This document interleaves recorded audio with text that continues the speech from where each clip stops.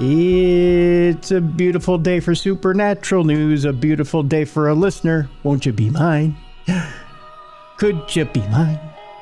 How you doing? It's Supernatural News Wednesday. I'm your host, Timmy D, Tim Dennis, the Cruiser, and we need a supernatural co-host. So right over there, right across from me on my little old screen is the best in the biz. This is, by the way, always original, always imitated, and never duplicated, as we say in the biz. So right over there is the original. I'll call him the best in the biz because he is the best in the biz. I don't know if you people know this or not. He's the one and only, the BCB, the Big Cuddly Bear, Beer City Bruiser. Bruiser, how you doing? I'm doing good. How are you, neighbor? I'm good. I actually watched some Mr. Rogers this morning. It's funny that you sang that song. Really? I was just flipping the channels and came across PBS, and he was on. I'm like, oh, I haven't watched these in years. Yeah, I know. They're so heartwarming. The movie, the documentary gets me every time. Oh, it's amazing. Yeah. He was truly a good human being. Yeah, he was. Yeah. Fred Rogers was the best. What I liked about the documentary also is they cover the rumors about how he was tatted up and he was a Navy SEAL and he was like all this crazy stuff. They interview him and he just laughs. He's like, no. No. He was just a good guy. That's all. Good guy who cared about kids. Yep. Yeah. Wish there were more like him. It just doesn't seem like this society is the same. But no, it doesn't.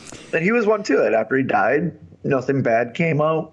You know, he didn't have like a secret child porn ring or anything like that. He's a genuine good dude. Yep. He was just there for kids.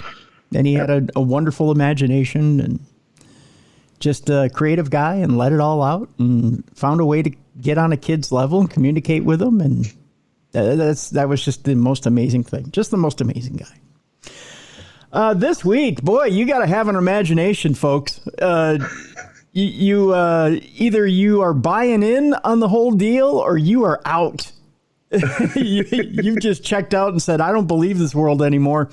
So I by the way, thank you so much. You listeners are amazing. I've been getting hit left and right with stories and left and right with Parashare stuff. So I appreciate that. We've got an audio Parashare from Kevin this week, so we're going to play that. I got another audio Parashare from Sarah. We're going to hold that for next week. So Sarah, I don't think we forgot about you. And boy, have I been getting stories not only for True Crime Tuesday, but I'm in for Dumb Crime, Stupid Criminals, but I've been getting stories for Supernatural News as well. And again, I want to thank Margot, Tom, Brandon, all the people who have been sending us stories. And there, again, too many to mention. There are so many people who are sending us stories. And I want to thank all of you for sending in stories for Supernatural News and for True Crime Tuesday. Yeah, it makes our job easier. Well, not only that, but they're such good stories too. It's not like it's not like you guys are just throwing anything out there and saying, "Oh, look, a duck got in a fight with a kitty. This is supernatural." It's not stuff like that. It's good stuff. What I like too is it's stuff they want to hear about because they're sending it to us. Yes. And it's stuff you guys want to hear about. It's pertinent. It's timely. And so, again, it's appreciated. So thank you so much. You guys are the best. That's right. You're the best as well. So let's jump right into it, Bruiser. Here's the most sent story. I think the one that's rocking the paranormal world right now. Everyone's talking about the crashed Las Vegas UFO that was witnessed by a group of people. It was a crashed UFO that crashed in the backyard of some Las Vegas residents. They claim some 8-foot creatures landed in their backyard, that they weren't 100% human, yet we didn't get them on video. Wait, what? Yes. Did you hear about this story? I heard about a crash in Vegas, but I didn't hear they actually saw something. I heard that there was a crash and that the government came in and cleaned it up right away. Well, I don't think it was even that. Okay. I didn't hear about them seeing things. That's awesome. Yeah. In fact, they called the Las Vegas Police Department. The police department came out. By the time the police department comes out, they're gone. But the police department doesn't know what to think. They don't, and they kind of jokingly tell the folks on scene, no. Well, if this ever happens again, don't call us. Ha ha ha. Because they don't. I would love to see that body cam footage. Actually, I think we might have the video here. I'm going to see if I can hook up my system here so that you can hear some of the video. But what's interesting is our good friend George Knapp has been investigating further after the police have been out there. And I'll give the Las Vegas police credit. They went out to the scene the night that this happened, shortly after this happened. They interviewed the family, and then they returned the next day for more follow-up interviews. So they didn't let this lie, which is good. Was there wreckage or anything? I'm sure it'll say the story, but they landed in the backyard. Oh, they landed? Okay, see, I thought it was a crash. No, they landed, and then they took off again. Oops, wrong barbecue, sorry.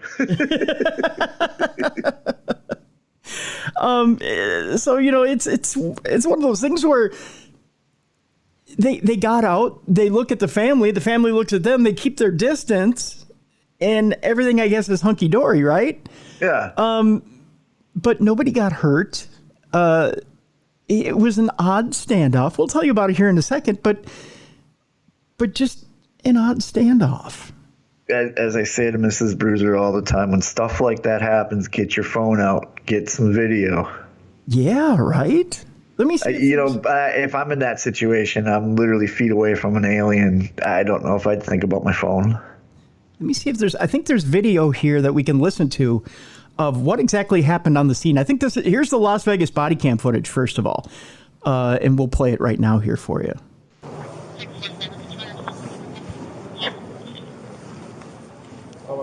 Good. Tired. Yeah. Okay. I called. I was on the other side. I was helping my dad to clean the. On that side of the house? On the other side, yeah, in the backyard. So we're working on a truck. We work on a truck and we were checking. Okay. So we were working. I was cleaning everything, put everything inside the little garage we have. Me and my brother, we just looked. Did you see it? Huh? Did you see it? Yeah, me and him saw it. What'd you see? It was like a big creature. A big creature? Yeah, like around 10 feet tall. I'm not going to BS you guys. One of my partners said they saw something fall out of the sky too, so that's why I'm kind of curious. Did you see anything land in your backyard, or? They see like a big. That's what they say. They see like a big something with light. Can we go that side? I want to Yeah, we can go look. You can see that. No, any dogs or anything? No, please, can you check, because these kids is not gonna let me sleep tonight. Oh yeah, I bet. I wouldn't be sleeping either. I know you guys probably think crazy something, but Dude, people see stuff all the time, man. It could be real. You never know. By the way, I like the shirt though. Thank you. I don't believe in it, but what I saw right now, I do believe in it. I got scared, like you guys don't. I mean, you guys seem legit scared, so I don't blame you. So there you go. That's the body cam footage from the Las Vegas police. And what's really cool about that is he says in there, my partner saw something fall from the sky. Yes, that's the other part of the story. So Las Vegas police saw something fall from the sky. They say a light fall from the sky. They got reports that lights were falling from the sky, that something had quote unquote crashed, like you had said. But this thing went into their backyard. So let's give you the full story here and let you know how George Knapp weighed in on this and how he's been investigating further. A tall, skinny alien creature with greenish color that was about 8 to 10 feet tall was reportedly hiding behind a forklift in a Las Vegas family's backyard after a potential UFO crashed overnight on April 30th, May 1st. I looked at it in the eyes and my body just froze like having sleep paralysis. A witness who didn't give his name said in a YouTube video. He had a weird looking face, big feet, and big shiny eyes and a big mouth. Okay. I can hear its loud, deep breathing and its stomach kept moving. He would just stare at me and seconds later I could move again. So it's almost like it froze him in place. Yeah. Okay. He called 911 at 12:25 a.m. on May 1st and told the dispatcher that large creatures were in his backyard. They're not human. 100% they're not human, he told the 911 dispatcher in an audio recording. I swear to God, it's not a joke. It's actually real.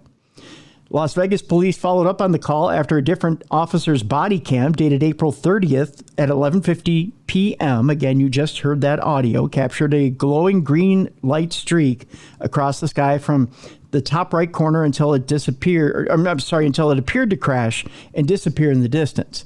At least 21 people across Eastern California, Arizona, Nevada, and Utah reported seeing the glowing green light, according to the American Meteor Society.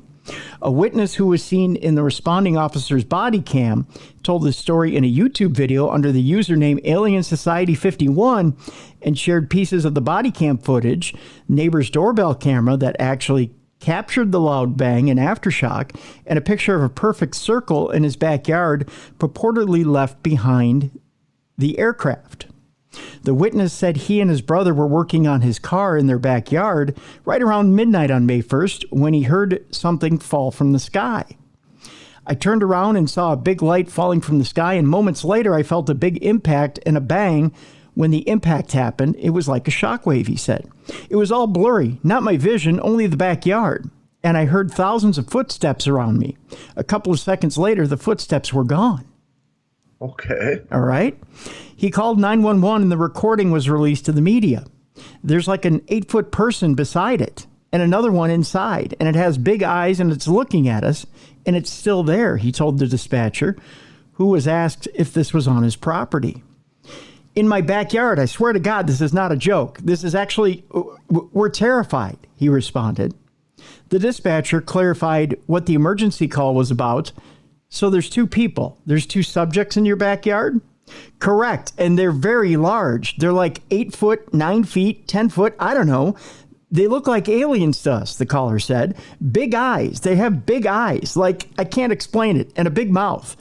They're shiny eyes and they're not human. They're 100%, they're not human. A responding officer is seen in the body cam footage asking what the witnesses saw and told them his partner saw the same thing. You heard that body cam footage. Now, George Knapp, a renowned journalist who has broken some of the biggest UFO-related stories, told Fox News Digital that he's spoken to the family over the last 4 weeks and didn't detect a hint of a hoax. That's a direct quote from George.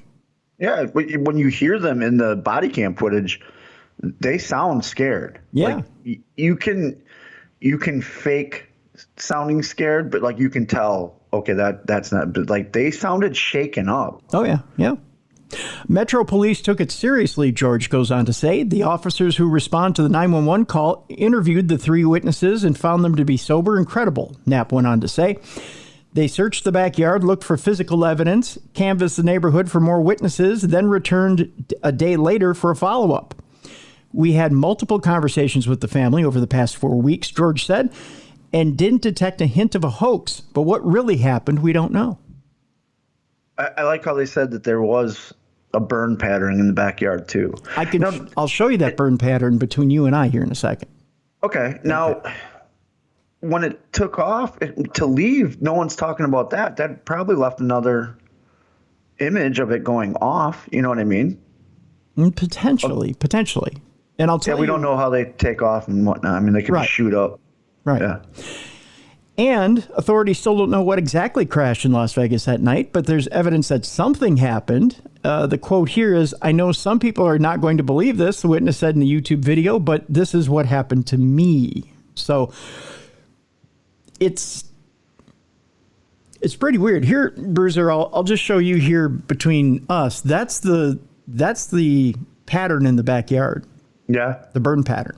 There was something there, definitely. Yeah. So interesting stuff.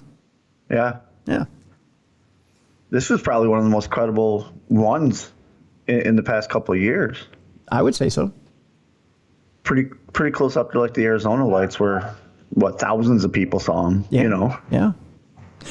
It's definitely And I like that the police didn't dismiss it right away.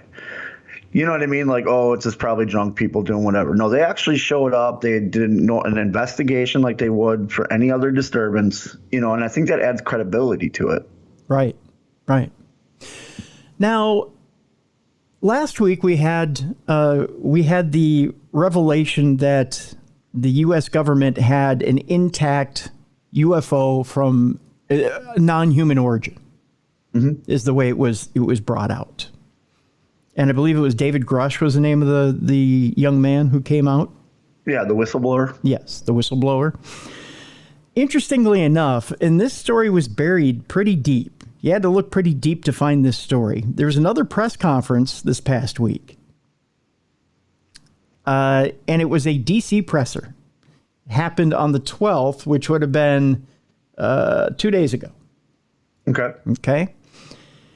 It was on non-human intelligence, whistleblowing, the whistleblower report on advanced technology and corporate cover-ups. And in that presser were three people. Michael Herrera. I think it was Michael Herrera. Yeah. Yeah, it was Michael Herrera. I want to make this accurate and get this right. It was Dr. Stephen Greer, I think, was involved in this. And another person I'm going to leave out of this because I know he's quoted in the article quite extensively. He's going to be on the show in a couple of weeks. Oh, cool. And he's an active member of the military. Okay.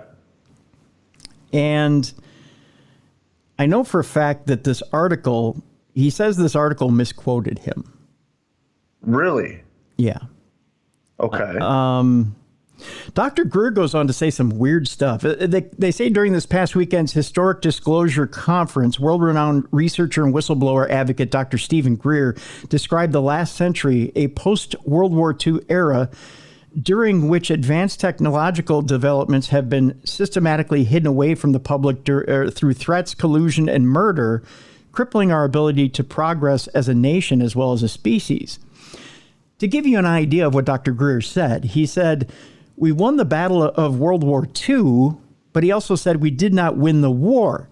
To expound on what he said, it got dragged into the country under Operation Paperclip and other operations. It infiltrated the CIA, and there was a very strong fascist component to many of the programs that continue to this day. And that is a fact. It needed to be rooted out of our democratic republic and from the world. It is a scourge on humanity and a threat to human future. I will not mince words anymore, Greer went on to say. They go on to talk a little bit about David Grush's News Nation broadcast on Sunday night. He did appear on News Nation, and he had a full-length interview on News Nation talking about the broad crash retrieval program and at least one private defense contractor storing craft of non-human origin. Okay. During that, okay. Dr. Greer had some interesting things to say, which when I question things when experts go off on a tangent. And he went off on a bit of a tangent. He went... you think they're trying to over-explain?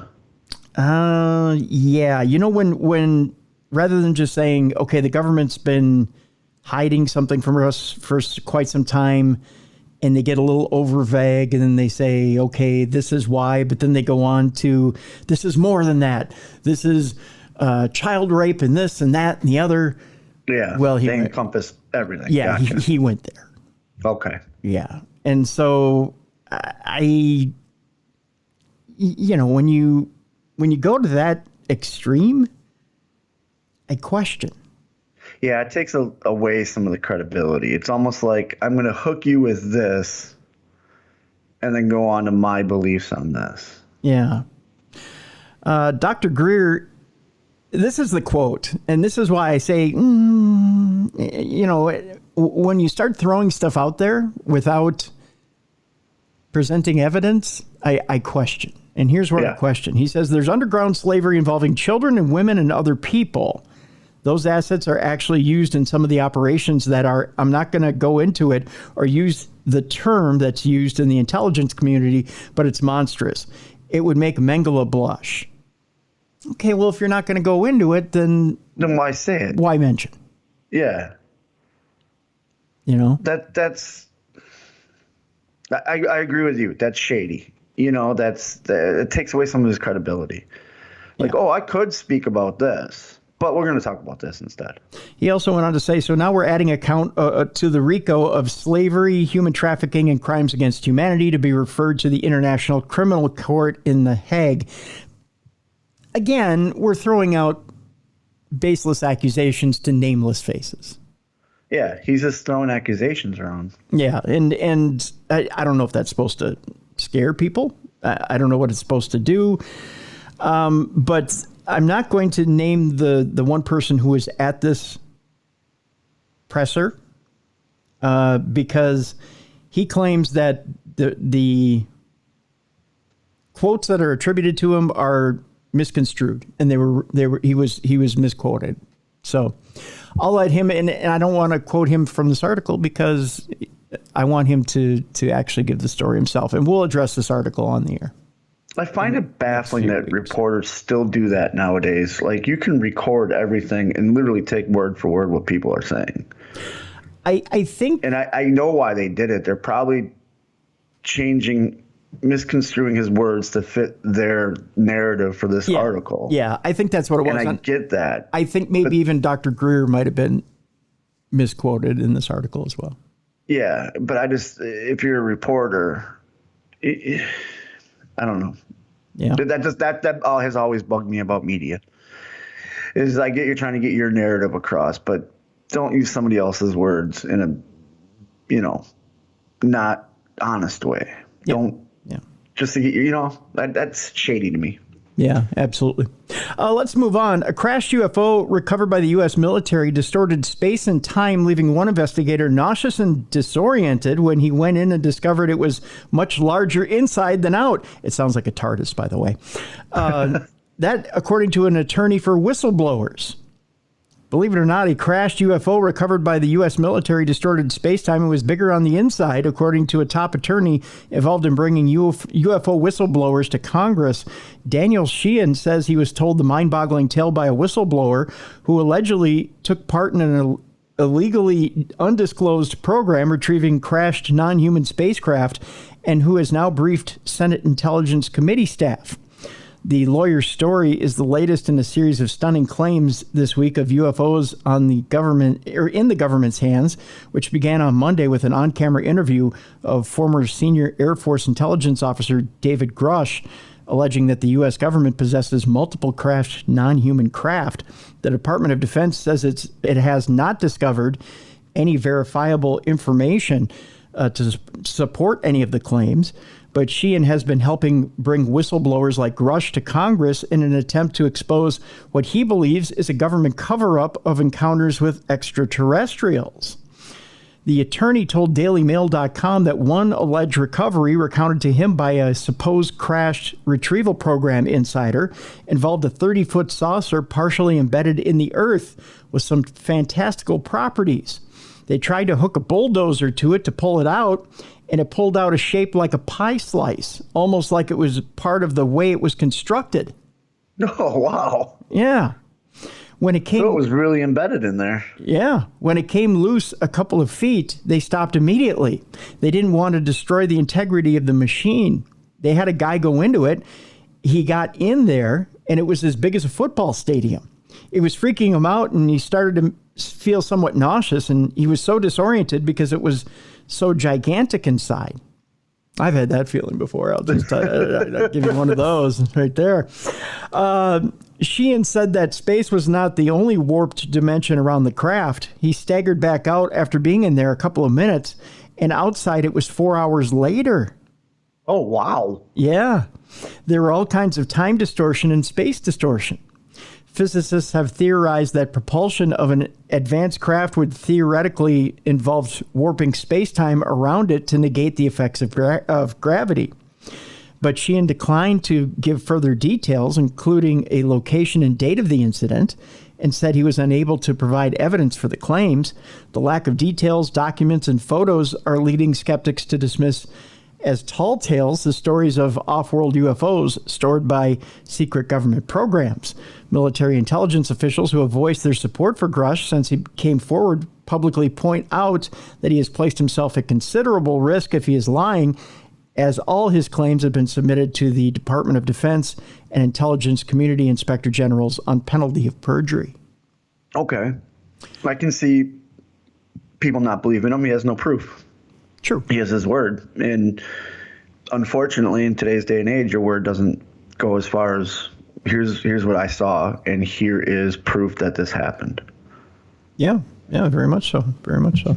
Even if it's a cover-up, they'll have record of them sending a team out someplace. It'll be them recovering a weather balloon or them recovering test equipment. Will they though? If it was a black ops operation, they won't necessarily have record. That's true. Yep. So there's a 50% chance they might have something, or they may not. Yeah. Yeah. There's an article out there in Vanity Fair. We won't go over it too much, but you can look for it for yourself. If you've never subscribed to Vanity Fair, you'll have a one-time shot at looking at it for yourself. But the article basically goes over why the New York Times, Washington Post, and Politico didn't publish a seemingly bombshell report about UFOs back in 2017. Okay. Because in 2017, it wasn't mainstream yet. It's only been mainstream in the last year or two. Well, they go a little bit into detail. If you remember right, in 2017, Senator Harry Reid was behind a push to try and get disclosure onto the table and in the forefront of the American public. And this was shortly before Senator Reid died. They claim that the story that would have blown everything open was written by Ralph Blumenthal, who spent more than 45 years on the staff of the New York Times, and Leslie Kean, an investigative science journalist known for her writing on UFOs. The two are best known for authoring, along the Times Pentagon correspondent Helene Cooper, the explosive 2017 UFO report, in which the journalist revealed a defunct secret Pentagon program initially funded at the request of former Senate Majority Leader Harry Reid to investigate unidentified flying objects. The A1 story was accompanied with a sidebar written by the three authors titled Two Navy Airmen and an Object That Accelerated Like Nothing I've Ever Seen. On Monday, Sagar Enjeti, a political pundit and co-host of the Breaking Points podcast, proclaimed that Blumenthal and Keane's latest report was the biggest story in the UFO world since the 2017 New York Times expose. Now, Tucker Carlson, in his first installment of his new Twitter program on Tuesday, declared in what was a clear exaggeration of the reporting that UFOs are actually real, and hit the mainstream media for not covering that story. In a normal country, this news would qualify as a bombshell, the story of the millennium, so why wasn't it running in the New York Times? That was the question that Tucker asked. According to the article, they say they've learned that Keane and Blumenthal did, in fact, bring the story to the Times, but the paper of record turned it down. The Times didn't respond to a request for comment, but Blumenthal, reached by phone, confirmed the paper passed on an early version in April. The pair also pitched their story to Politico and the Washington Post. The Post had been trying to further report the story that the reporters had brought to the paper, but didn't think it was ready for publication. Among its reservations, according to a source familiar, was that it was unclear what members of Congress made of Grush's testimony. The Post declined to comment. And Politico, which a source familiar noted had the story for mere days, while the Post had the story for weeks, also wasn't able to turn around the story at the speed that Keane and Blumenthal wanted. So that's essentially what it was. Yeah. Couldn't get the turnaround. Every piece of journalism Politico publishes goes through a vigorous editing process to ensure that we are providing accurate information for our readers, Politico spokesperson told Vanity Fair. Though we were interested in the submission, the authors insisted on a guaranteed publication date that would not have allowed us to complete our process and meet our standards. There's nothing wrong with that. They're fact checking, which is great. And so for those of you who beat up the mainstream media about, well, how come this? Well, how come that? Well, they're just so reckless and they just step all over everything. Believe it or not, there's fact checking and things like that, folks. Yep. Yeah. There's actual people on their payroll that their job is to fact check. Yeah. So there you go. That's the long and short of the article in Vanity Fair. That's why sometimes some of the stuff doesn't get to the mainstream media right away, because they're fact checking. Okay. Yeah. Yeah, and I'm assuming fact checking into the UFOs and stuff is going to take a lot longer than fact checking, an election or someone's presidential run, Well, especially if you're looking into top secret programs in the Pentagon. Exactly. You've got to be careful when you're reporting on things like that. Okay. I believe this is our final story before we go to break. When we come back from break, by the way, we've got some interesting stories. Okay. Yeah, like some deep cover stuff when we come back. Ooh. Red Arrow's air show overseas spotted a UFO going 10,000 miles an hour in the middle of a air show display. Boy, that won't make They just wanted to be a part of it. I guess. Ufologist John Mooner snapped what he believes are images of a UFO proving the existence of non-human intelligence amongst a Red Arrows formation at the Torbay Air Show in Devon. Intriguing photos snapped of the Red Arrows has left people baffled as they appear to show a UFO joining the display. John Mooner was at the Torbay Air Show near, I believe it's Paignton, Devon, last weekend when he spotted the object whizzing past at least 1,000 miles an hour among the planes making up the country's most iconic air display. Already a ufologist who has previously written a book about all things unexplained, Mr. Mooner had visited the show on the off chance of seeing any unusual craft in the sky. And he was in luck after spotting the object moving at a lightning pace, dashing across the sky in broad daylight. Mr. Mooner managed to snap pictures of the black object, which he claims was the work of non-human intelligence. He told Devon Live he had been watching the planes in formation from Preston Sands Beach and immediately began snapping away before he later noticed a strange black object between them. I was very excited to see the Red Arrows, and I sat there in anticipation, waiting patiently for their arrival, he said. Moments later, I finally heard them approaching from behind, and I looked up and saw them fly directly overhead. The main event had now begun, and I was really determined to capture an anomalous object near them, like I had captured many times in the past. I immediately started taking photographs while enjoying their colorful aerobatic display. They were in formation when suddenly, without warning, a black anomalous object shot right through the middle of their formation at terrific speed. Mr. Mooner added, I could hardly believe what I was seeing. This object must have been going at least 1,000 miles an hour as it passed dangerously close to the Red Arrows as it shot off and disappeared from view.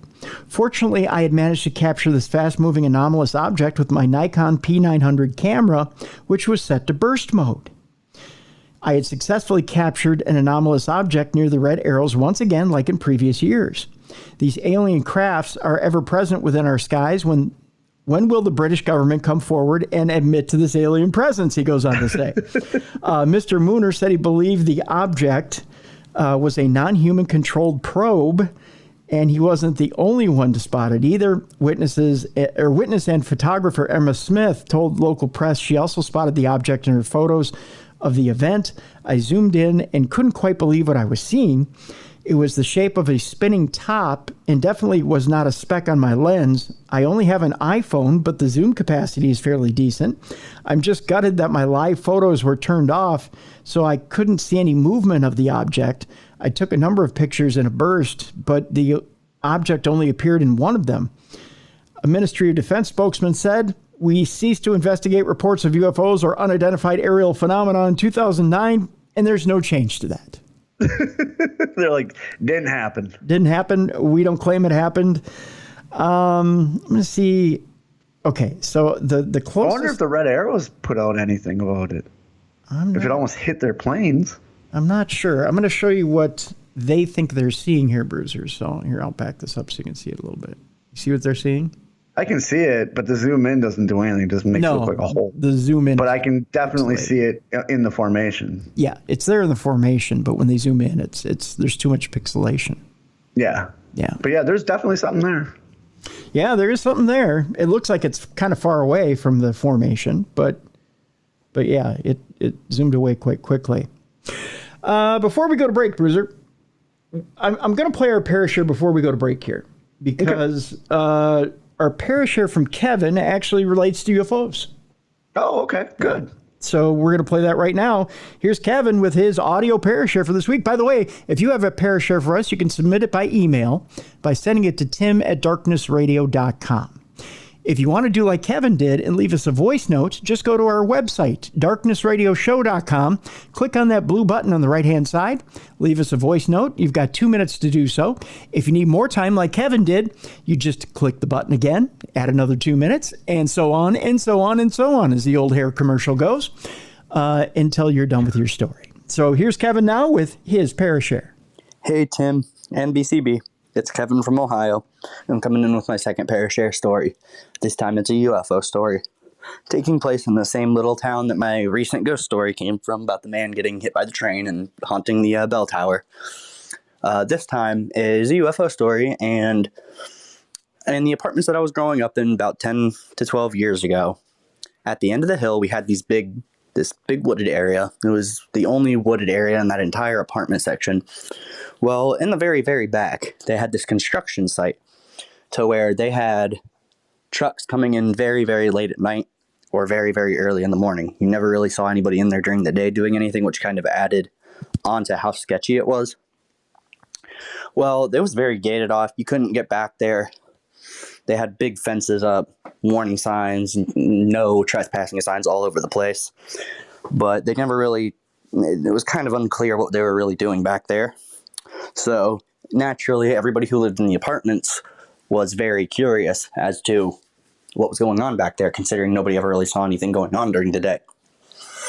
So, as you guys could probably imagine, the youngins in the area would probably be very curious about that, so they would try to sneak through the woods and try to find back entrances into this construction site to try to see what was going on.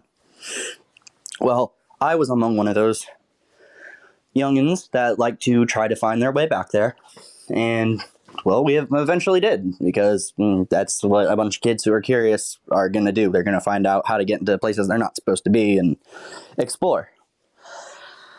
So one day, me and my buddies, it was 2 or 3 of us, I can't remember exactly how many, but we were back there one day, and we had found an entrance by one of the fence edgings. So along this edging, we found an entrance to this construction site, and we naturally went in there. Well, it was late at night that night, and we were going back there, and we were walking through the field, and we were just walking around looking, not really looking for anything particular, just seeing what we could find out there. And we had come across multiple bags of dismembered animals, seemingly mutilated, ripped apart, and then just kind of shoved in a bag and thrown to the side and just left. Well, that was creepy enough, and eventually we continued on, and we got to the middle of the back field. Now, this is where what Paul said kind of jarred this memory, because he had said something about craft being extremely light, almost to the point where you could lift it up above your head. And that is specifically what jarred my memory, because we came up on this, I can say it was a UFO-shaped saucer just laying in the middle of the field. None of us knew what it was. Nobody knew why it was there, but it was extremely light. It was the typical saucer shape that you would think, when you think of UFOs, but it was all white, extremely light. We could pick it up and we could look inside of it and everything. Now, it seemed like everything was cleared out of it. It seemed to be just a hollow craft, but you could definitely tell where there were wires in there, there were panels, but it was extremely small. So we were all confused at that point. We didn't know what we were looking at. We didn't know what it was or what it could be towards. And back then, none of us really were like, oh yeah, this would be aliens. Well, listening to your show after all this time made me realize a lot of things that I experienced during my childhood and my younger years that didn't make sense back to me, because I wasn't very too in tuned with everything like that. I was very interested in ghosts, but wasn't super big into like Sasquatch, wasn't super big into aliens. But anyways, after we found that craft, we had just taken some pictures, gone home that night, and we woke up the next morning and none of us had talked about it. And still to this day, none of us have talked about it. And it honestly wasn't until I listened to that recent interview that you just did that memory got jarred. So I have gone onto my Facebook and I went super far down to see if possibly somewhere on my page that picture still existed so I could send it in.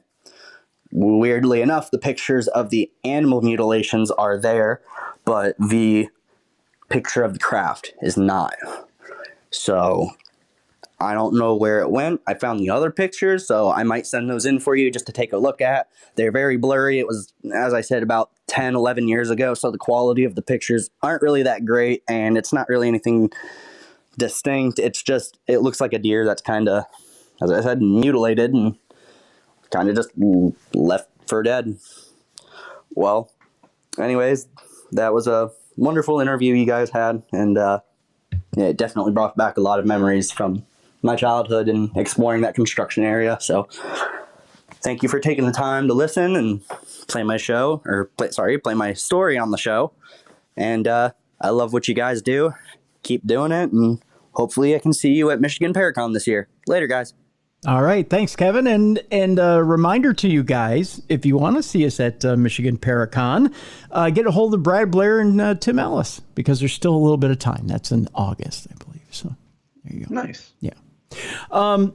Bruiser, what do you think of that? I think it's a fantastic story. I'm curious to see the photo. Now, if he uploaded it to Facebook, which is public domain, I can see somehow that if it was a craft, 10, 11 years ago, them removing the pictures, Mm-hmm. But it's amazing that he got to touch it and lift it up and look inside, and you know what I mean? Yeah. That's the part that I was like, okay, because in my experience, we never got to touch it. We saw it, but we didn't get to touch it. And it's just like, I wonder what it felt like. Yeah. He described the inside perfectly with wires and panels, and it looked like it had been abandoned. Yeah. So I'm wondering if it was a crashed craft and the crew had left. You know what I mean? If it was something the government reverse engineered, mm-hmm. And it was a failed attempt to reverse engineer something. Yeah. I don't think the mutilated animals had the same thing. I don't think they correlate with the craft. I think the mutilated animals are a separate incident, but I don't think they go hand in hand. But yeah, no, that was a great share. Thank you so much, Kevin.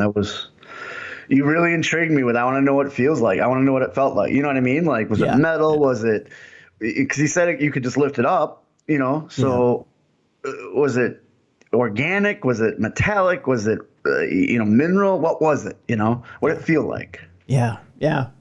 And was there any, did you have any residual effects, radiation burns, or, because you hear about that too, where people get burned, because of the radiation or the whatever it's giving off. So I'm wondering if him and his buddies ever experienced anything like that, if anybody got sick or whatever. All good questions, Bruiser. All right. I think on that, we'll take our break here. That's what we'll do. We'll take our break. And when we come back, boy, have we got some interesting stories. Okay, so there's a story out there this week that Stephen Hawking, before he died, was encouraging scientists to open up black holes here on Earth. Really? Yeah. And then, no, Stephen, no. Yeah. No, we don't care that you wanted to die. We don't want to die. That's the whole thing. And then I was sent an interesting story, I believe by Margot, about what black holes exactly would do to us if they opened up here on Earth. So we're going to give you the yin and yang of this whole deal about black holes when we come back. Also, AI holds a church service. We'll tell you exactly how that went. And we'll also tell you at the end of the program about how a vampire ended up getting busted. So that all is coming up here on Supernatural News. It's a Supernatural News Wednesday with the Cruiser and the Bruiser. Right here on the best in paranormal talk radio. This is Darkness Radio.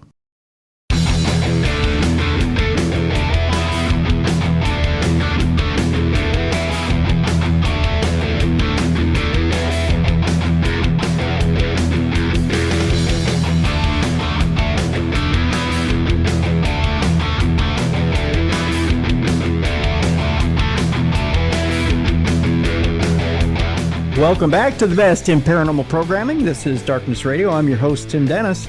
With me right over there, right across the board, is the best in the biz. They call him the BCB, the Big Cuddly Bear.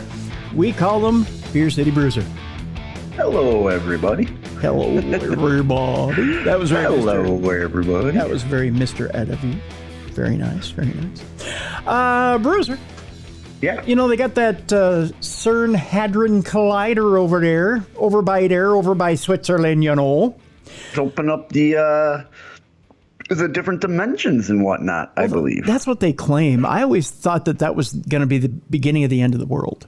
I firmly believe that. Before AI. I always thought they were going to screw up and end up, opening either a different dimension that would swallow us up, or it was going to be one big black hole that would end up opening up and swallowing our planet. I never thought anything good was going to come from that sumbitch. Nothing good's coming from it. No. I mean, think about it. I think that's what caused the Mandela effect. I think that's what's causing doppelgangers. I think that's what's causing just different stuff. When they started messing with that's when all this stuff came to the forefront, Yeah. Stephen Hawking, before he died, goddamn his soul. No, I'm kidding, folks. I know you're all like, oh, that is so cruel and unusual. I don't think he believed in an afterlife, did he? No, I don't think so. I don't know. He was pretty much robotic when he died anyways. I always used to do this voice with Stephen Hawking, and people used to give me crap for it. They're like, you're so mean. Well, it was only a speaking spell, wasn't it? Wasn't that what he was using to talk through? Was a speaking Pretty much, yeah. So. Yeah. A is for apple, J is for Jacks. Cinnamon toasty Apple Jacks. Stephen Hawking wanted scientists to make black holes on Earth. This is why I made fun of him. Yeah, because he wanted to kill... the Earthlings. He wanted to kill everybody on Earth. He wanted to kill all of you. He was afraid of aliens, so I just wanted aliens to chase him around before he died, just to see what top speed was in his chair. Physics. I've always wanted to see him race Christopher Reeve, see who won. Oh, come on, Bruiser. No, we can't make fun of Christopher Reeve. He was I'm not making fun of him. He was the man. He's the best Superman. He was. Yeah, he will always be the best Superman. Yeah. And he did a movie that really made me think about time travel with the penny and stuff like that, where he goes back in time and that whole thing. And besides, we know Christopher Reeve was the best Superman because George Reeves wasn't bulletproof. Oh, and I went too far, huh? Oh, I know. I'm just joking. Anyways, I know. Morbid humor on... we're going to get emails now. I love George Reeves. You suck. We haven't even posted this yet, and they're already coming in. Like, the universe is just emailing us. That's right. So Stephen Hawking wanted scientists to make black holes on Earth, and physics says it's possible. Okay, just because it's possible doesn't mean we have to do it. I know. You know what I mean? Like, it's possible for me to go jogging every day, but I just don't do it. That's right. I don't either. It's possible for me to do it on one leg, but I don't do it. Exactly. Yeah. When Stephen Hawking visited the Large Hadron Collider, by the way, this article was written by Thomas Hertog, and he actually visited the Large Hadron Collider with Stephen Hawking. He hoped for an unexpected physics breakthrough. His dreams may not be impossible, he goes on to say. He said, Stephen said with a broad smile when they visited the Hadron Collider, I hope you'll make black holes. He said it with a broad smile. Why? So we can get sucked in? Yeah. Then we all die at the same time. He said, we exited the cargo lift that had taken us underground into the 5-story cavern housing the Atlas experiment at the CERN lab, the legendary European Organization for Nuclear Research near Geneva. CERN's Director General, Rolf Heuer, shuffled his feet uneasily. This was 2009, and someone had filed a lawsuit in the United States concerned that CERN's newly constructed Large Hadron Collider, the LHC, would produce black holes or another form of exotic matter that could destroy the Earth. The LHC is a ring-shaped particle accelerator that was built principally to create Higgs bosons, or the missing link at the time, in the standard model of particle physics.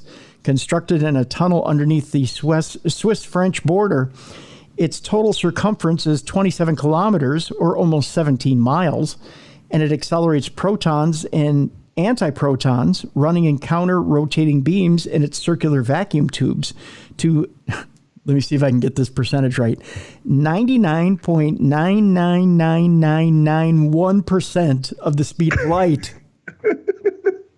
There you go. The best way that I could describe when people ask about the collider is, if you ever watch the TV show The Flash, at Star Labs, the ring they have there that causes the big meta explosion. That's it. That's it. Yep. Except it's underground and bigger. That's true. Speaking of The Flash, I'm going to go check it out tonight. I'll let you guys know tomorrow what I think of it. Okay. Yeah, there you go. At 3 locations along the ring, the beams of accelerated particles can be directly into highly energetic collisions, recreating conditions comparable to those reigning in the universe a small fraction of a second after the hot Big Bang, baby. Yeah, when the temperatures was more than a million billion degrees. That sounds like a made-up name. Or a made-up number. A million billion. Yeah. That sounds like a 4-year-old named it. I got 1 million billion gajillion Hershey kisses. It was so hot, it was a million billion degrees. The tracks of the spray of particles created in these violent head-on collisions are picked up by millions of sensors stacked like mini Lego blocks to make up giant detectors, including the Atlas detector and the compact, I believe it's muon solenoid, or CMS. It looks like a solenoid from a car. The lawsuit was soon to be dismissed on the grounds that speculative fear of future harm does not constitute an injury, in fact, sufficient to confer standing. In November of that year, the LHC was successfully turned on after an explosion at an earlier attempt, and the Atlas and CMS detectors soon found traces of Higgs bosons in the debris of the particle collisions. But so far, the LHC hasn't made any black holes. No, it's just the Mandela effect. Just merging dimensions. Yeah, we're just merging dimensions. Yeah, that's all. So at the same time, if Stephen and Hewer's hope to produce black holes had come true, it would have signaled the end of particle physicists' decades-old quest to explore nature at an even shorter distance by colliding particles with ever-increasing energies, which would have been yippee-skippy hunky-dory. But let's ask the question, if we will, and move on to the next story. What would happen if all of a sudden a black hole opened up on Earth? We would all fade to black. Well, you would think, but it's actually more intriguing than that, Bruiser. Okay. The human body would stretch like a long pasta if Earth ever fell into a black hole. This according to scientists. Ow! Yeah, it would be pretty painful, my friend. Yeah. Yeah. Scientists have claimed that if Earth ever fell into a black hole, the scariest feature of the universe, which has such intense gravity that even light fails to get out, then the human body is likely to turn into the shape of a long pasta. Ouch! That's not pleasant. Imagine what your bones do. Oh, your bone soup. Yeah. Black holes are known to gobble up the surrounding dust and gas along with the planets and even other black holes nearby. They are often called destructive monsters as they have the capability to tear apart stars and consume everything that comes close to it. With light being its captive, if the Earth fell into a black hole, it would have little chance to escape either. Explaining the scary situation to the Daily Mail, Professor of Physics at the University of Sussex, Xavier Calmette, said that the black hole's gravitational force would become so strong that humans will experience spaghettiification.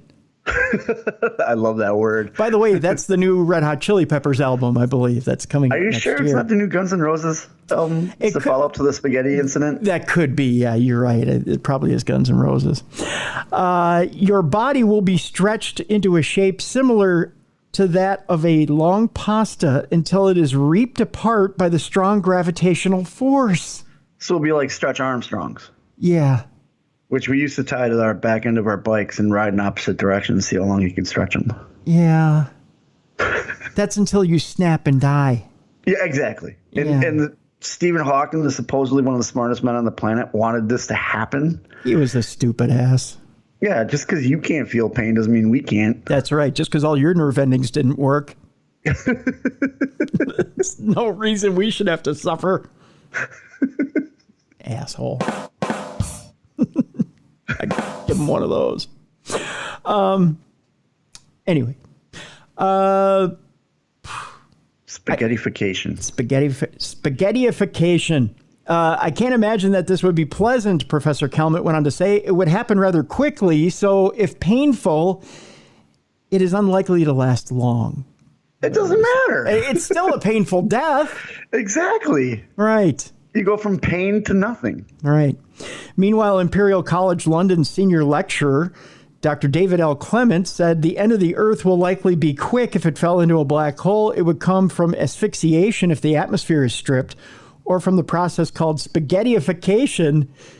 God, I want to hear that. So we either choke to death or become pasta. That's right. Where tidal forces stretch everything out into long strings, maybe briefly painful, you went on to say.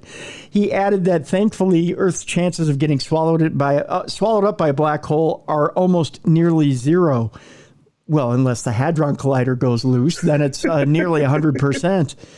The fact it's 99.99999999991%. That's right. You're right, Bruce. The fact that we're still here shows that this hasn't happened over the whole history of the Earth, he said while speaking to Daily Mail. Yeah, but you don't know that. So the chances are at least that once every 4.5 billion years, and likely much, much less, he added, the black hole nearest to the Earth is called Gaia BH1 and is around 1,600 light years away. It is 10 times bigger than the size of our sun, stated experts. Well, semantics. So there you go. Semantics. That's me being optimistic today. So there you go. You know what, kids? It's about that time. Looking at my Gucci, it's about that time. It's time to get into those stories that you so look forward to and send me the stories for. Did you know that AI is now encroaching into the wrestling world? Really? How so? WWE is asking ChatGPT to list greatest finishers, greatest matches of certain people, all that. So the writers are getting lazy? Well, it's not like they're not writing storylines. There's like lists. Oh, I see. And ChatGPT really likes Stone Cold Steve Austin. Oh, I bet they do. He's like number one in everything. Do you think ChatGPT just lists what over and over again? That is the most irritating. By the way, there was I watched a Reddit thread between people who were probably 20 to 30 years old in the Attitude Era and people who were kids in the Attitude Era. People who were kids in the Attitude Era think the what thing is the greatest thing since sliced bread. Yeah. People who are older in the Attitude Era think that's the most irritating thing and killed Stone Cold in the Attitude Era. I don't think he killed him, but he hates it. Oh, yeah, you could tell. Yeah. To this day, he does not like it. Yeah. AI, a self-driving car hits and kills a small dog in San Francisco. Dog lovers now hate AI. So it's racist. It's wants to kill us, and it hates animals. Yeah, and now it's going to kill your dog. Now you can get outraged. Yeah. If you weren't outraged before at AI, now you can get outraged, kids. Yeah. That's right.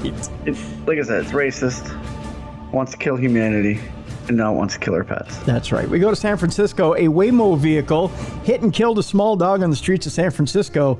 I love that show, by the way, Streets of San Francisco. Last month, the company confirmed to Nexstar's KRON, the incident occurred on Sunday, May 21st, when the dog ran in front of a Waymo vehicle with an autonomous specialist in the driver's seat, according to a company spokesperson. The spokesperson said an investigation has been launched, much like the dog. Sorry. Why didn't the autonomous guy hit the brakes? You probably didn't have that much control. Oh. And that an initial review indicated that the Waymo system correctly identified the dog, which ran from behind a parked vehicle. However, the vehicle was unable to avoid hitting the animal. So basically the vehicle went target achieved, target destroyed. That's right, yeah. The dog was hit and subsequently did die. I'm sorry, folks. We send our sincere condolences to the dog's owner, the spokesperson said. The trust and safety of our communities we are in is the most important thing to us, and we're continuing to look into this on our end. Well, you didn't do enough, Waymo. You didn't do enough. Just give up the project. That's right. The dog was off leash when it was struck by the Waymo vehicle. I don't know what that has to do with anything. KRON reached out to the San Francisco Police Department regarding the incident, was told that officers responded to the incident, but did not locate anything. What were they supposed to do? What do you mean didn't locate anything? Yeah. Who are they going to ticket? The car? There's a dead dog. I mean, ticket somebody. Yeah. That's a murder. Yeah. It Ticket was Waymo. murder. Give them an AI. Have the AI write them a ticket. Yes. Have your AI officer go over and write AI a ticket. Yeah. For an AI murder. Exactly. That's right. This, I think, qualifies for the creepiest story of the week, if you're ready for this. Boy, I am not ready for this. ChatGPT delivers a sermon to a packed German church telling congregants not to fear death. So it's grooming us now. Yes, it's grooming us. And you are right, Bruiser. It is racist. Yeah. Because it put on its best blackface. This is going to be good. University of Vienna scholar directed ChatGPT to craft a pretty solid church service, and this is what ChatGPT came up with. Great. And if it was in German, it's just going to sound angry no matter what. Well, yeah, it's going to sound like Hitler. Yeah. But no, what it did was hundreds attended a Protestant church service, of course. So okay, they're Protestants. Yep. Yeah, it went a holy day on the bit. They attended a Protestant church service on Friday in Germany, generated almost entirely by artificial intelligence, with a sermon presented by the AI chatbot ChatGPT. Here's where it gets good, Bruiser. You ready? Yeah. The chatbot, which presented as a black man with a beard above the altar of St. Paul's Church in Fürth, Bavaria, told the packed congregation not to fear death, according to the Associated Press. Can I do the voice? Oh, please. Okay, folks, by all means, I am not lampooning here. I'm just trying to represent what was said in the sermon. In the sermon, dear friends, it is an honor for me to stand here and preach to you as the first artificial intelligence at this year's convention of Protestants in Germany. First of all, drink the Flavor Aid. That's right. First of all, would you not be like freaked out if you're in Germany? You're like, oh yeah. I've shown up here for the church service, and what the hell is this I'm looking at right now? I'm here to worship the God, and they give me this. What is this right here?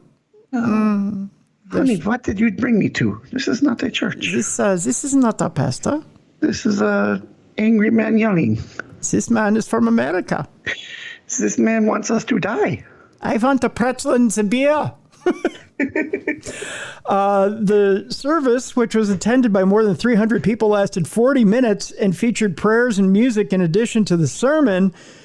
University of Vienna theologian and philosopher 29-year-old Jonas Simmerlein crafted the event, according to the AP.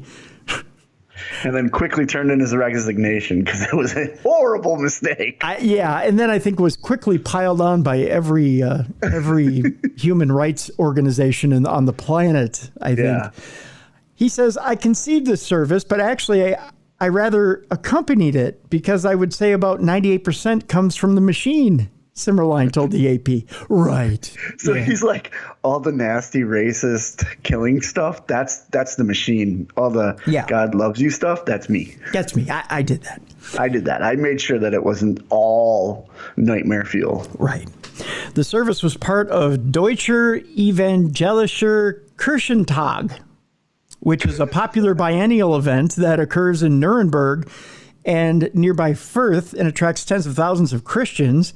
Issues addressed at the event this year, which lasts Wednesday to Sunday, include climate change, the war in Ukraine, and AI. So they decided to shit on everything. Yep. Yeah. Let's just get together and shit on all the top topics. Yep. Now's the time is the theme of this year's gathering, which Simmerlein noted was one of the phrases he gave ChatGPT when he asked the chatbot to write the sermon. I told the artificial intelligence, "We are at the church congress. You are a preacher. What would a church service look like?" said Simmerline, who also requested that the chatbot implement psalms, prayers, and a concluding blessing in the sermon. Simmerline said ChatGPT ended up providing a pretty solid church service. Who programmed it to be a black, essentially Baptist pastor? Oh, there's more. The chatbot sermon reportedly focused on leaving the past behind, paying attention to the present, not being afraid of death, and maintaining faith in Jesus Christ. All right. 4 different AI avatars took turns leading the service and reportedly drew laughter at times from their monotonous deadpan delivery. Hallelujah! Hallelujah! Hallelujah! Hallelujah! It's like someone just hit remember those old Casio keyboards you could get? Yeah. And you could record your voice on it? It's just someone hitting the button. Hallelujah. Hallelujah. Hallelujah. Praise Jesus. Hallelujah. Praise Jesus. Hallelujah. Amen. Praise his name. Praise his name. Praise his name. Praise his name. There was no heart and no soul, 54-year-old Heideros Schmidt told the AP of the service. The avatars showed no emotion at all, had no body language, and were talking so fast and autonomously and monotonously that it was very hard for me to concentrate on what they were saying. Well, yeah, it's like if you take your phone and you hit the speak on your phone, it just it goes through it real quick. Yeah. But maybe it is different for the younger generation who grew up with all of this, she added. Simmerline noted that no human interaction was able to take place between the chatbot and the congregation. I didn't know there was call and response in German churches. I had no idea. You can raise your hand and ask the question of the pastor. Pardon me, Pastor. I got a question. Can we go over Psalms again? Yeah? Can we go over that? Okay, thanks. Can I get an amen? Can I get an amen? Can I get an amen? Do we have to keep getting up and down on our knees? Because I got bad arthritis, and it's just, This is killing me over here. You quit telling me to hit my knees. Ivy. I know that's so Jewish now. Oy vey. Oy vey, I tell you. The pastor is in the congregation. She lives with them. She buries the people. She knows them from the beginning, Simmerline said. Artificial intelligence cannot do that. It does not know the congregation. Well, no shit, Sherlock. What, you couldn't upload pictures? Yeah. This is Susie. This is Hans. This is Frank. I got to show you a picture of this damn thing. It'll make you laugh. And by the way, for some reason they chose a picture of someone who looked very much like that's Idris Elba. Yeah, it's Idris Elba. Yeah. What? It's Idris Elba. Did they have a British accent? I believe so, mate. He gets up there and says, "Hey, is a church service right here?" That's definitely him. Holy, how does this go again? Father, Son, Holy Ghost, mate.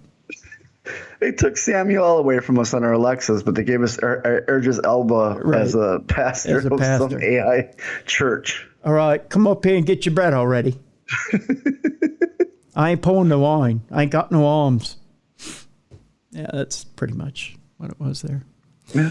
Well, you don't need AI to tell you to just let go and let God when you can live up to 150 years, Bruiser. Oh, I don't want to live to 150. You don't want to live to 150? That's too long. That's too long. Well, scientists are predicting that by 2050, people will be able to live up to 150 years. Good for those people. Doctors and scientists around the world are working on new methods and technologies that can significantly extend human life expectancy, according to the latest research by Professor Dr. Ernst von Schwartz. I believe he's had one too many pretzels and beer. I like his name is von Schwartz. Von Schwartz. Von Schwartz. Von Schwartz. Oh. Von Schwartz. Yeah. I thought you said Von Schwanz, like, No, you know, von- a Schwanz. no, not like- a schmeckle, yeah. like a schmeckle. No, not a schmeckle. No. Healthy people will be able to reach the age of 150 by 2050. I like how he has to like express healthy people. Yes, What healthy about- people. So I'm not in that category. Neither am No, I won't be All hitting you 150. All you sick MFers, you're done. That's right. You're done by the age of 50. Yeah. Professor Schwartz, in his new book, Secrets of Immortality, shared with the world his thoughts and discoveries in the field of biotechnology and medicine. He argues that the key factors that allow people to reach such an advanced age are the quality of life and activity. I think people will live to 120 within the next 5, 7, or 8 years. We can extend life, but we are talking about active people, physically active, mentally active, socially active people. In addition, if you go further, in another 10 years, you will probably reach 150 active people. So does that mean like us right now? Like, 'cause I'm pretty active. Or does that mean like our grandchildren? Like they have to be born? I think they're probably talking about, people who are just born. Okay, good. Yeah. I'm not living to 150. No, I'd give it a go, but I think I'd be mostly a robot by that point. If they can guarantee me Ziggy will be with me, then yes, I will live that long. Yeah. But if she can't be with me, then no. Scientists believe that reaching this age is possible due to a combination of various factors. First of all, a healthy lifestyle, including proper nutrition. Well, there go my little Debbies.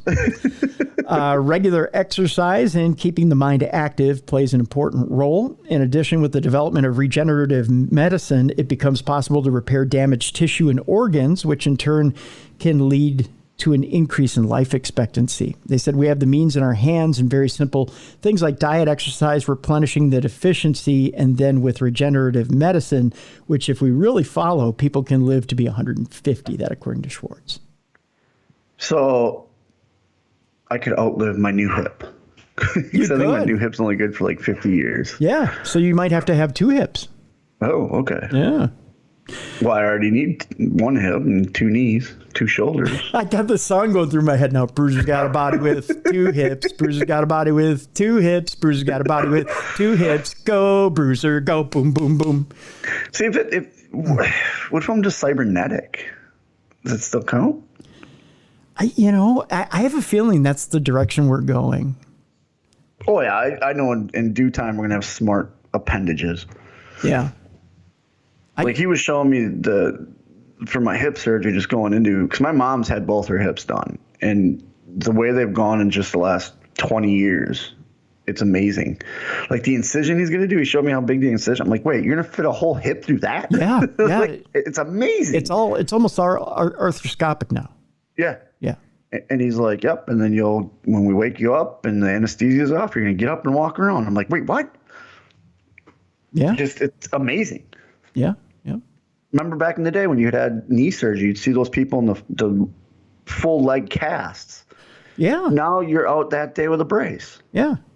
Well, when I had my slipped epiphysis back in 1983, they split me from the top of my hip all the way down to almost right above the knee. And they they flay you open. I mean, they split the muscle and everything, flayed you wide open. It took me a year to learn how to walk again. Yeah. So I mean, now they just slip the pins underneath the muscle, and they do it almost arthroscopically, and you heal naturally, and you're up and walking, and it's a major modern miracle. Medicine and science is a major modern miracle. People don't realize how far we've come in 40 years. Oh yeah. Until you have to have a surgery and you realize how far we've come, because there's still people alive that had those old surgeries. Yeah. And I was talking to my mom, and she was asking about my recovery, and I was telling her, she's like, oh, that's way different than my recovery. But when last year when I went in for my hip, or my left hip, because I'm developing arthritis in that left hip, and it's a little severe. Mm-hmm. And they said to me, because I thought maybe the pins were breaking down.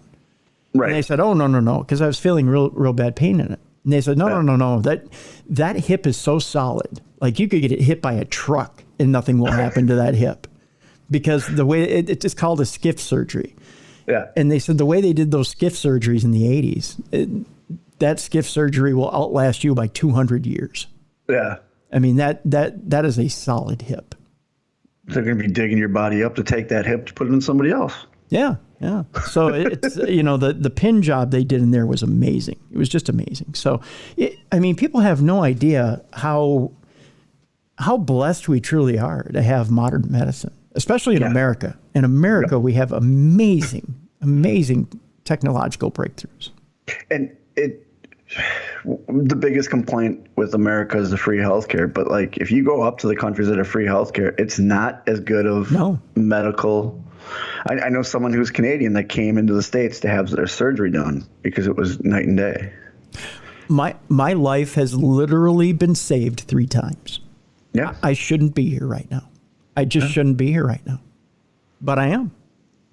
And we appreciate it. Yeah, Thank you, modern science and medicine. I appreciate my life every single day. I take time out every single day to be thankful and thankful to the doctors and nurses that have pulled me through every single time. It's just, It's amazing to see how far we come too, because you can watch those old TV shows like, I'm a big Yellowstone fan, so 1883, and people drink the water and they die because of whatever bacteria is in there. Where nowadays you get medicine for that, you catch this bug and here you go, take this, it's crazy. Yeah. And I have friends who, have been in just dastardly situations where it looks like they're going to kick off the mortal coil. That's it. They're gone. Mm-hmm. And a week and a half later, they're good. They're making a comeback. And you just can't explain it. You can give some of that glory to God. And some of you may roll your eyes when I say that. And you can give some of that glory to modern medicine because they have the tools to do that. Yeah. And that's just the amount of wrestlers I've seen that have had neck surgery in just the last couple of years, and they're up and moving afterwards, and they're able to return to the ring. Yeah. It's just mind blowing. It is. It's crazy. It's crazy. We have one more Parashare here today, Bruiser, that I want to read. This one is from Jeff. He says, "Hi, Cruiser and Bruiser. I'm part of an amateur paranormal group in Pennsylvania and wanted to share some things that we've experienced or seen experienced. We're fortunate enough to live within a reasonable driving distance of both Penhurst Asylum and Gettysburg, and as a result, have visits both several times or visited both several times. The first thing I want to tell you about is something that myself and another member of our group saw in the infirmary building at Penhurst. It must have been about 11 p.m. and we were set up in the hallway with a laser grid shooting down the hall. As we're sitting there, we noticed little specks of light flashing in the air, which we debunked as dust being illuminated by the laser. However, after a few minutes of trying to encourage interaction, we see what I can only describe as a shaped concentration of those specks of light.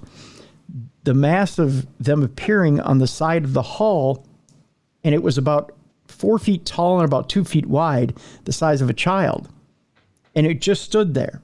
Both me and the other person I was with saw it and reacted to it. We said hello to it and asked if it would come closer.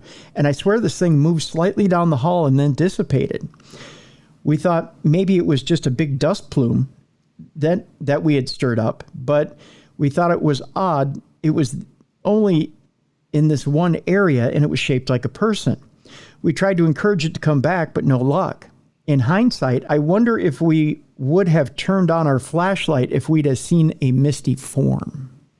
Ooh. Yeah. On another trip to Penhurst, we were in the basement of the Mayflower building. There's an area down there that I believe was once used as a chapel. We had the K2 meter out and we were getting a huge spike directly in the middle of the room.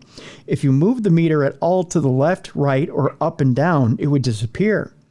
It was just hovering in this one spot. We had 2 other people place their K2s in the middle, and they all registered the same thing. And then just like that, it disappeared. We couldn't find an explanation. Interesting. Yeah. Lastly, I'll tell you about something that we recorded during an investigation of an antique shop near Gettysburg. The building was originally an old shoe factory built in the late 1800s. It was one of those buildings with old floors where as you walk, they kind of bounce and everything around you rattles. I hate those kind of buildings. I do too. Yeah.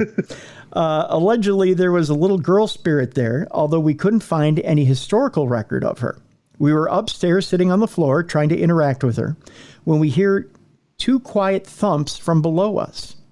We felt it in our butts from sitting on the floor. Well, that could be a good time. We had an audio recorder running downstairs, and upon review, you can hear a series of thumps that sound exactly like a kid running through the house. There was no one else in the building, and certainly no one running due to everything shaking. Again, tried to explain it, but can't. Hope you enjoyed these. Jeff from Pennsylvania. I'm very jealous that he's within driving distance of both those areas, because those are two of my favorite places to go investigate. Yeah, that's for sure. We have a paranormal group coming on, not this week, but next week. From ACG.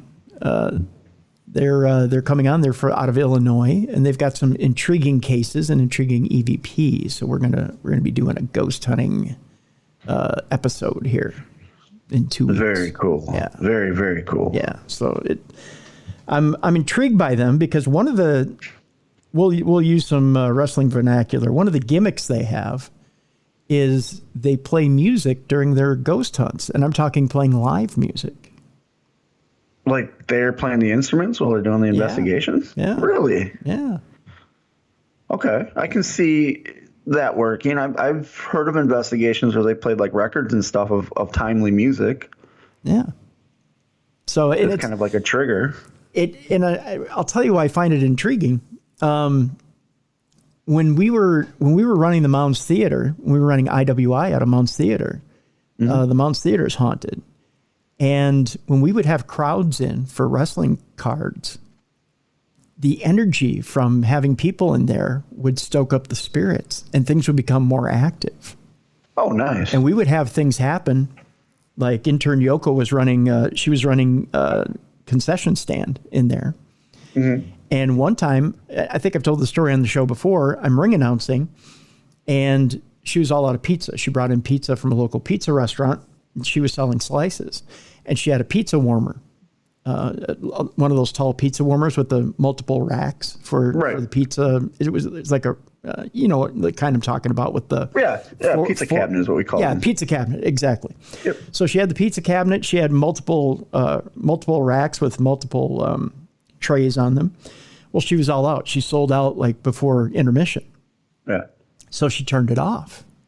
So I said, well, there's still hot dogs available back there. You can go get hot dogs. Of course, we had a full bar in the back of the theater, which was amazing.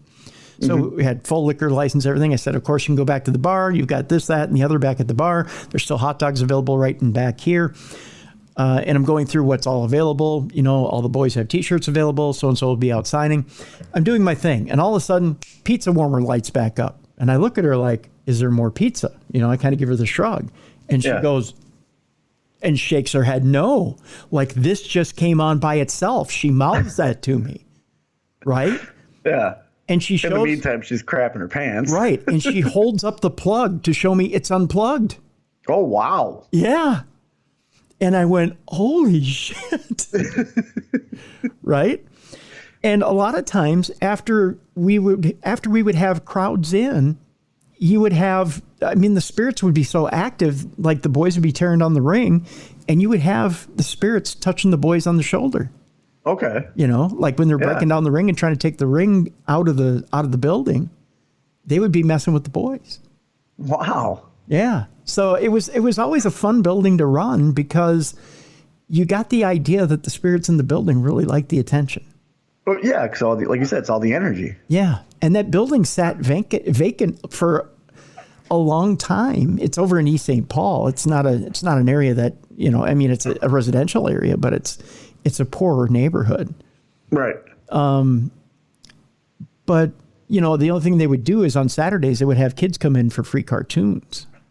So, okay. So it was dormant. So spirits had no interaction with anybody. Then you fill it up with 300-400 people. Yeah. And they're yelling and screaming and up and down and chanting and clapping. And that energy, like you get you get a raucous crowd in there, and then But every once in a while, they would also have plays in there too. They started to bring plays in after the wrestling came in because the venue started becoming viable. Okay. So then they started to notice that the spirits came in when the plays came in. Right. So that got things going. So from talking to Nat over at ACG and noticing that they're using music on investigations, it intrigued me. I was like, you know what? I get that because I did a lucha card where we mixed in a little music too, because we used to play music in intermission. Right. And I noticed that when we played music in intermission, things would happen at intermission when music was played. We used to, it was essentially called Metal Fest here. It was in Milwaukee. It was at the building. It's the Rave. It's actually two. It's the Eagles Ballroom and the Rave. And we used to have wrestling, but in between the matches, a band would come on, a metal band would come out, and they'd play 2 or 3 songs. Then a match would come out, then a metal band. So you got a combination. And if you perform there, you get to go down in the basement where the pool is. Mm-hmm. You get to sign it. Well, it's also very haunted. And I was talking to the I don't know if he was the owner or but he was the guy. He was our contact there. And I said, what's been going on? He says, after like really good shows, like where you watch a band and it's like that was, he says it gets real active. Yeah. So they had a running joke for a while there if they bring a band back or not because of how the spirits would react in the building. Yeah. Yeah. Because of the energy that was in the room. Yeah. And I said, well, what about this? He's like, well, Metal Fest is going on its 5th year. So I was like, all right. Yeah. Well, that's how we knew if we had a good card. Exactly. If the spirits were moving, we knew we had a good card. Yeah. So, yeah, exactly. So it'll be interesting. A couple of weeks we'll have ACG on and we'll talk to them about how exactly some of the stuff they do moves those spirits. So that'll be interesting to hear. Yeah, I'll be very interesting. Intrigued to talk to them about that. So that's one of the things we have coming up here in the next few weeks here on Darkness Radio. Let's continue on. We got 3 stories left here on the big program. This one, we're going to get into the spooky here. For a little bit. Spooky. We go inside an abandoned mortuary after spooky voices return after a body is returned to a family without a brain. Ooh, Dr. Frankenstein, huh? Yeah. An urban explorer, Ben James, investigated a mortuary in Northern Ireland, which closed in 2017, in which he reported hearing ghostly voices, even though he was alone inside the actual mortuary.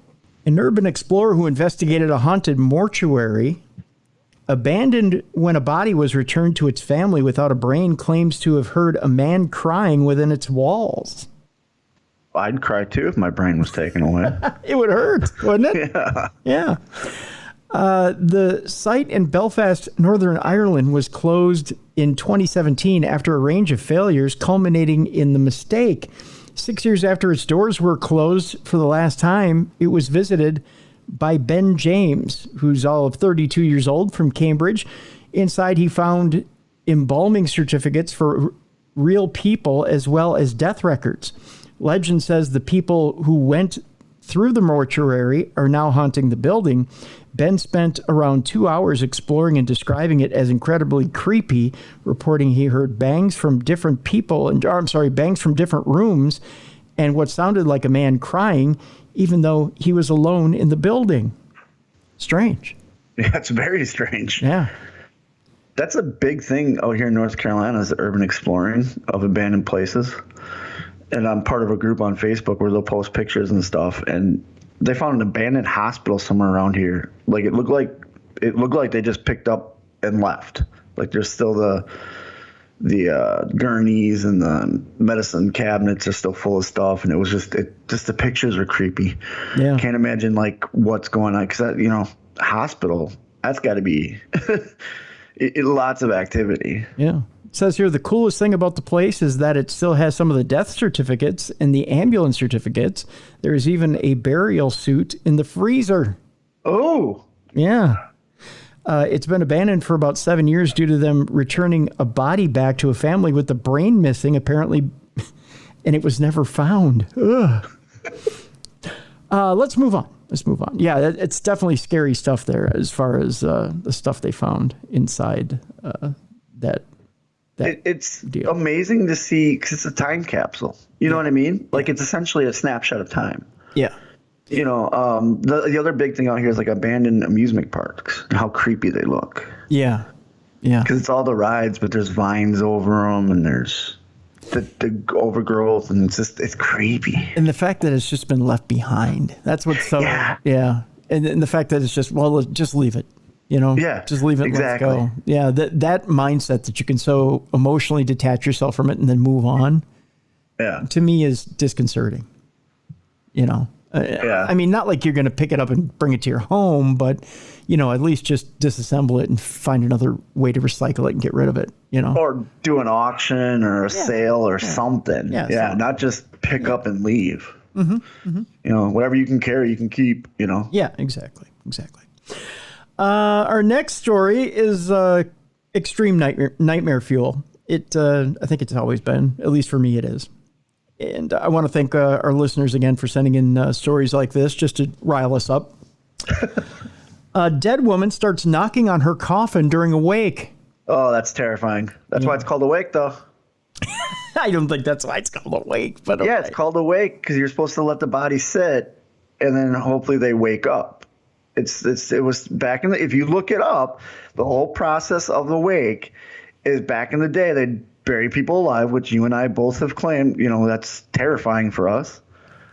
But that's why it's called a wake. You're waiting for the body to wake up. Are you sure? I've heard it. I'm looking it up right now. I'm telling you, man, that's what it is. Okay, I'm going to read this story, and you look it up. I'm looking it up as well. Because it says here, that's not what it says here, what I'm looking up, but okay. Wake definition and meaning to, Friends and loved ones keep watch over the body to see if the person is truly dead. I'm looking in the Collins Dictionary. What are you looking? I'm on Wikipedia. The wake of or the viewing of the body is part of a death ritual in many cultures. It just says here, a gathering or social event that is held before or after someone's funeral. Okay. I had heard a different explanation for that, but I digress. Retired nurse Bella Montoya was 76 when she died, or so her family thought. Despite being declared dead at an Ecuadorian hospital, Montoya revived at her own wake and shocked attendees when she started knocking on her coffin. Oh, that's terrifying. Mm-hmm. It all gave us a fright. Gilberto Barbera, Montoya's son, told the Associated Press, there was about 20 of us there. After about 5 hours of the wake, the coffin started to make sounds. Oh, jeez. My mom was wrapped in sheets and hitting the coffin. And when we approached, we could see that she was breathing heavily. I bet she was. The dead body's breathing. I would have been screaming.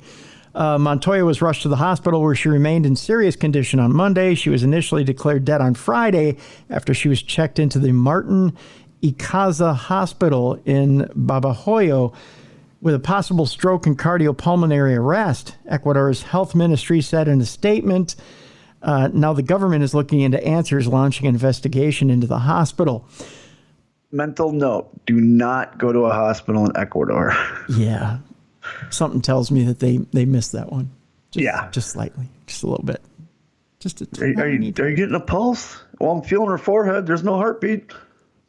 Okay, she's dead. Put a mirror under her nose, her breath. That's why they always had the silver hammer for the popes.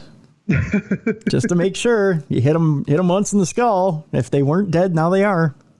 Didn't they used to also, when they bury people, leave a bell with a string inside? Well, yeah, you have the mirror test. So you put the mirror in front of the nose and mouth to check the breath. And then there was the bell. Well, that's when you're buried. You have the bell so that, if you've buried them alive, they can ring it to let somebody know that, hey, we're still alive down here. I would have broken that string so hard. Oh, God. I would have rang and rang and rang. Oh, that's first night. You know what the other nightmare is that I saw last night, and I damn near threw a bottle through my TV. What's that? The new Insidious trailer. Have you seen this? No, but I've heard it's amazing. Okay, you and I, this is going to be the second biggest nightmare we've ever had. You know how much time we've spent in MRI machines, right? Oh, God, yeah, I hate it. I hate it. Okay, are you claustrophobic? I'm very claustrophobic. Okay, so this Bruiser, when you see this effing trailer, you are going to scream. So Patrick Wilson is in this new Insidious movie. Okay, guy from The Conjuring, guy who plays Ed Warren. Yep. They slowly put him into the tube, into the MRI tube, and it's the closed MRI tube, okay? Closed quarters. He goes in, and as he slides in, the lights are on, and all of a sudden, lights go off. Like the power gets cut. Oh. And he goes, hello? Is anybody out there? Hello? Hello? Hello? And there's just this silence. And all of a sudden, coming up the tube is a demon. Oh, jeez. Fuck, dude. I fucking just about threw a bottle through that goddamn TV last night. I'm like, no. I'm going to have Mrs. Bruiser watch that trailer after we're done here. Oh, fuck, dude. Just so I can get something thrown at me. Oh. Yeah, I heard this is supposed to be one of the best ones because that's a good series. Yeah, it is. And the Insidious series. And it's Blumhouse and James Wan again. They're back together. And Jesus, man. And he was in the first two, I think. Patrick Wilson. I believe. If I remember, I believe he was a dad. Yeah. I think he was. And then he went on to the Conjuring series. Mm-hmm. So, yeah, it's July 7th, I think, is when it comes out. Yeah. I love that summertime's the time for horror movies. Yeah. I love it. So it just, so now I'm wondering, do I try to grit it out in an MRI machine? Now I only do open-sided now. I don't do closed, but I request open-sided and they never give it to me. In fact, I got to do one on Thursday. I got to get a new one for my hip before the surgery. I don't know that you watched the trailer then. And I asked for an open one. They said, we'll give you some medicine. Like, yeah, no. Medicine doesn't do anything. No, you're going to have to knock me out. Yeah. Or put me in reverse. Yeah. Do they put you in reverse for the hip? They do for me. Yeah, they did. Okay. But it's the idea that you can't get out of there for almost an hour. That's what scares me is not being able to get out. Yeah. That's the claustrophobic part that scares me is like I won't even do a casket match in wrestling. I've been offered to do casket matches, and I'll say the only way I'll do them is if I win, because I can't even for 10 seconds. You close that lid, I'm gonna freak out. Yeah. It's just too much. Yeah. I remember I did extra work for WWE, and they're like, "You're gonna do stuff with the Undertaker," and I was terrified. Like, okay, I'm gonna have to go into a coffin. Thank God I was just put a robe on and be a druid, but like you're terrified. You know what I mean? Like, yeah. Here's my dream, and they want me to do this. Yeah, no. Yeah, it's tough, man. When you have that claustrophobia, and then you combine it with certain things, it's mortifying. That's the only way to put it. Yeah, it just absolutely is. That's like those water slides they have now, where you get in the tube and it closes. No.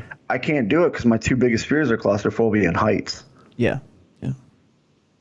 And you're combining the two. Yeah. No, it's too much. So yeah, that trailer got me. Thanks for whoever sent that in. You just terrified Tim and I.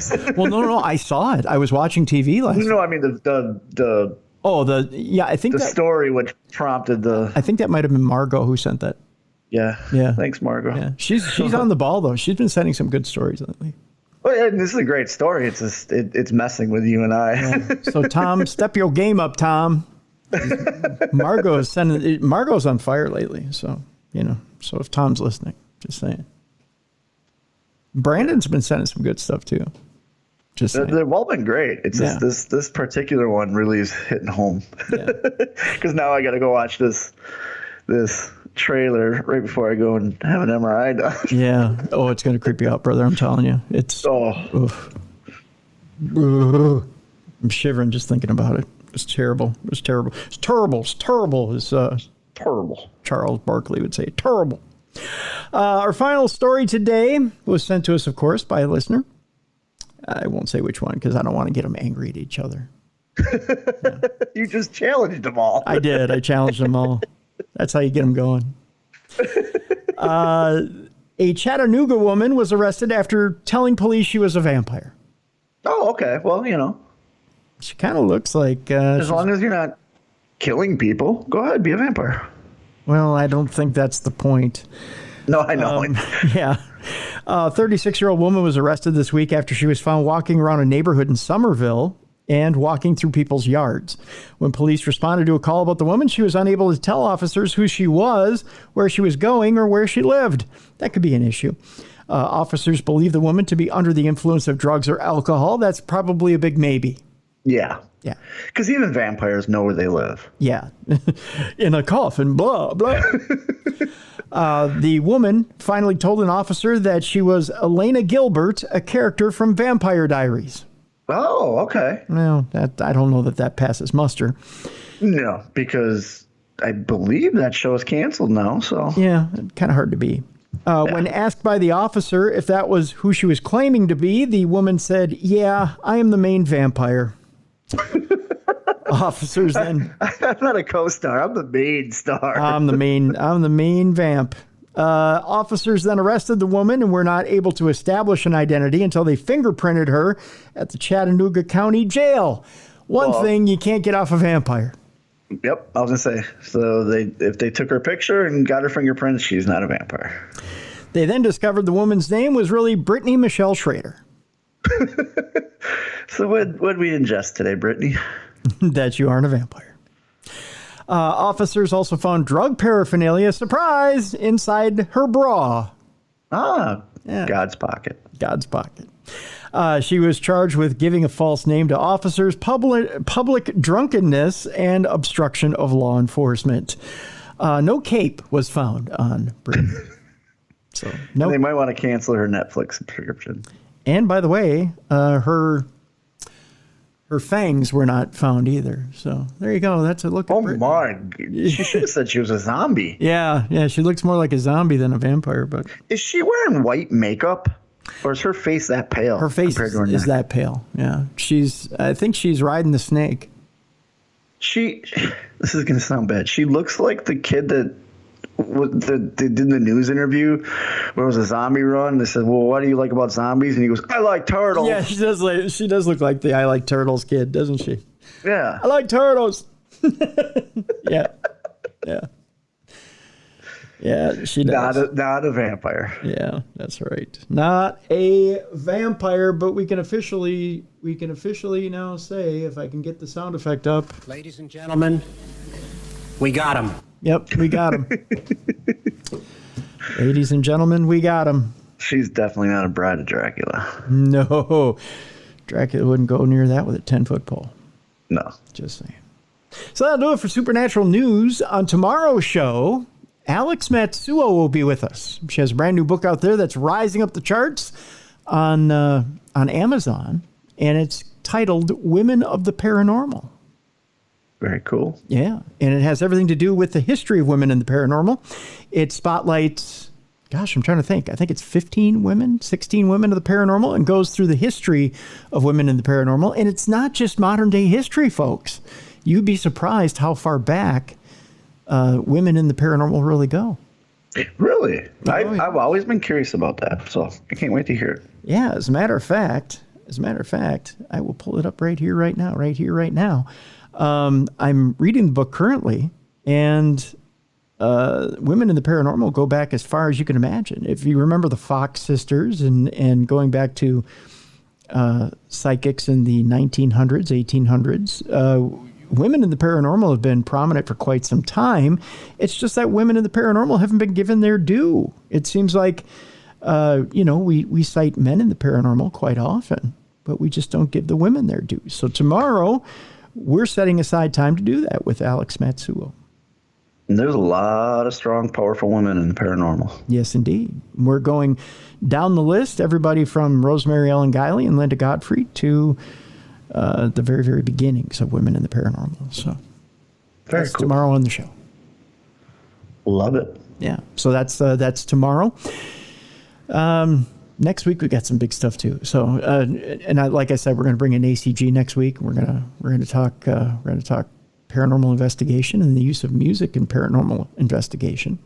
So very cool going on. Yeah, we got some big stuff coming up in June. And again, we're looking for what you want to hear on this program, things you want to hear in this program. If you have some guest suggestions, just send it along, tim@darknessradio.com, and leave us a contact if you know of one for that guest that you want to hear on the podcast.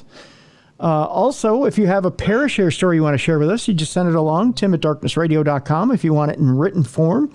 Or if you want to, by all means, leave it in voice form, you just go to darknessradioshow.com, just like Kevin did today, and click on that blue button on the right-hand side of the screen. That'll give you 2 minutes to leave a voice message. If you need more time, just click on that blue button again and rinse and repeat until you've left your full story. You'll have a 2-minute window and continue to get a 2-minute window to do so each time you hit that button. And we will appreciate hearing your lovely voice on the air when you do that. Bruiser, cool. What you got going on this weekend? This Saturday, I'm in Mooresville, North Carolina for the Race City Rumble. It's a huge show. Rock and Roll Express will be there. Some former WWE legends will be there. In fact, Ron Simmons is going to be there. Really? They just added him. Yeah, and I'm really excited because I have not. I passed by, but I've never actually got to sit down and talk with him. Well, damn. Exactly. Yeah. And but there's a lot of people on this show, and NWA, Impact, AEW, legends from WWE, ROH, which is me. It's everybody. It's gonna be great. Wow. And then on the 18th, I have a virtual meet and greet coming up, and there you go. They're gonna be selling some photos that I'll be signing, and they'll ship out and all that. And then I'm gonna auction off some ring-worn stuff. So if you want a piece of my history, I'll post the socials on my socials, and then when I get the information, I'll send it to you, and we'll get it up on the Darkness Radio website. There you go. Real quick before you leave you today, Sunday is Father's Day, so want to wish Papa Bruiser, yes, my dad, my stepdad, who's a heavenly Father's Day. We'll wish him a happy Heavenly Father's Day. Happy Heavenly Father's Day to my father-in-law, who it was on Monday. It's been 10 years since he's been gone. There you go. And all the fathers out there, a happy Father's Day on Sunday. We hope you have a restful day, that you get to spend time with family as well, and you get to observe the day the way you want to observe the day. So I'll be signing autographs. There you go. Bruiser will be signing autographs, and hopefully my kids tune in. Yeah, and hopefully they tune in and buy an autograph. No. No, that's the best gift they could give you, right? Is to buy an autograph. They. Yeah, you gotta remember they grew up with me like this, so they laugh when people buy stuff from them. What? That's our dad. Like, what? What are you doing? Yeah. But so happy Father's Day to all the fathers out there on Sunday. Enjoy your day. Have a great day. And take a little time out for yourself, but we hope that you spend it with the kids too, because they love you year round, but they really look forward to seeing you and having a good time with you on that day. So yeah. But that'll do it for today's show. We'll see you tomorrow with Alex Matsuo here on the best in paranormal programming. This has been, oh, by the way, happy Father's Day on Sunday, Bruiser. Oh, thank you. Yeah. Thank you. Yeah. We'll see you next week on the best in paranormal podcasting. This is, oh, wait, we have a show tomorrow. Yeah. What am I doing? We'll see you tomorrow on the best in paranormal podcasting. This is Darkness Radio.